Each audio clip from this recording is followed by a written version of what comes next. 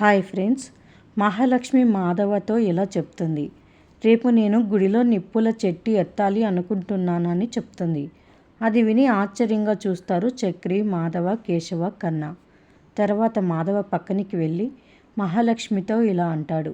నీకు ఈ పూజ చెయ్యొద్దు అని గుడిలోనే చెప్పాను కదా అమ్మా, చేస్తాను అంటావేంటి?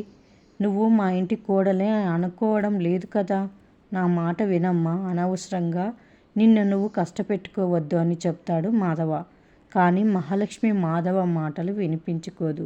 ఇంకా తర్వాత మహాలక్ష్మి గుడికి వచ్చి అమ్మవారి గుడిలో గంట మోగించి అమ్మవారి ఎదుట నిలబడి ఇలా వేడుకుంటుంది. పెద్ది కోసం ఆ తంతు పూర్తి చేయాలనుకుంటున్నాను.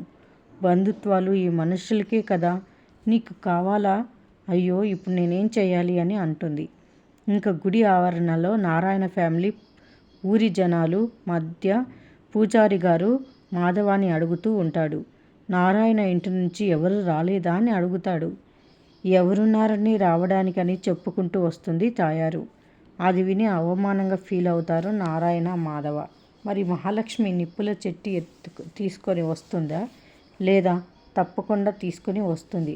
పెద్ది కోసం ఈ పూజ పూర్తి చేస్తుంది. మరిన్ని అప్డేట్స్ కోసం ప్లీజ్ సబ్స్క్రైబ్ చేయండి. Thanks for watching.